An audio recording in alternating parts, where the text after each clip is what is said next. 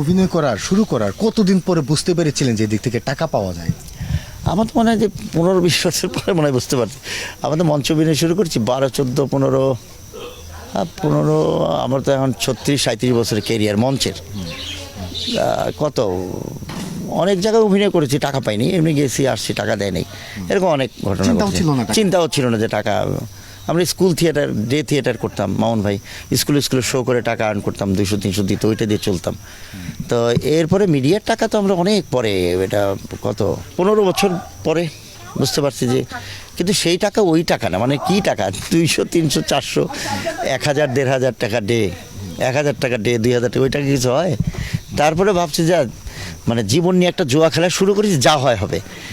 এই জুয়া খেলার মধ্যেই হয়তো বা পরবর্তীতে আমাদের কাজই আসলে ফিনান্সিয়াল জায়গায় আমাদেরকে রিচ করেছে, আর কিছুই না।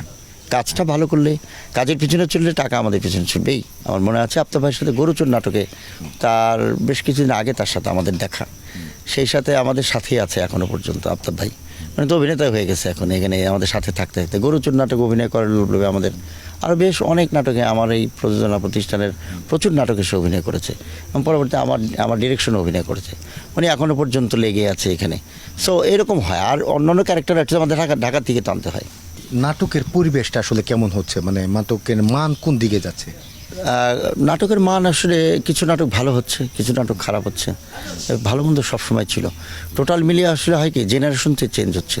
তখন আমাদের জেনারেশনে আমরা এক ধরনের নাটক করেছি, আমাদের দর্শকপ্রিয়তা, জনপ্রিয়তা এটা ব্যাপক, এবং আমরা যে নাটক করেছি পার্থক্য এতটুকুই আমার মনে হয়, আমি ঠিক জানি না, আমার দৃষ্টিতে যে আমরা যে হারকিপ্টে থেকে শুরু করে যে ধরনের নাটক করেছি, ওই নাটকগুলো এখনও পর্যন্ত মানুষ দেখে, মনে হয় যে এখনই দেখতেছি, নতুন দেখতেছি, একবার 10 বার 15 বার দেখে ফেলছে। বাট এখন যে নাটকগুলো হচ্ছে, সেই নাটকগুলো পরবর্তী দর্শক কয়বার দেখবে আমি জানি না, হয়তো বা দেখতেও পারে। আবার এর মধ্যে অনেক প্ল্যাটফর্ম আসছে না, ধরেন যে ইউটিউব আছে, ফেসবুক আছে, ওটিটি প্ল্যাটফর্ম আছে, নানান রকম প্ল্যাটফর্ম থাকাতে কাজের সুযোগ বেড়েছে, নানান রকম কন্টেন্ট নিয়ে কাজ হচ্ছে, এর মধ্যে ভালো হচ্ছে, মন্দ হচ্ছে। তবে খারাপ বলা যাবে না যে না এই খারাপ হচ্ছে, সেখানে আসলেই না। একটা ভালো মতো চিন্তা করে গল্প করলে, আর গল্প তো ধরেন কত করা যায়, মানে গল্প তো হচ্ছে একটার পর একটা, ডিফারেন্ট গল্প না হলে তো হবে না, হচ্ছে এখনও ভালো হচ্ছে, মন্দ হচ্ছে, এই যে আর কি। দর্শকদের জন্য বলবো, আমরা এখন যে সেটে আছি, আমার এই নাটকের নাম শাদি মোবারক, আগামী মাসে মাছরাঙা টেলিভিশনে অন এয়ার শুরু হবে, আপনারা দেখবেন। আর শুধু এই নাটকই না, বাংলা নাটকের সাথে থাকবেন, বাংলা নাটক দেখবেন, আমাদের পারলে আরও কিছু পরামর্শ দেবেন, আপনারা দেখলে আমাদের ভালো লাগবে, আমরা উৎসাহ পাবো, ভালো কিছু করতে পারবো।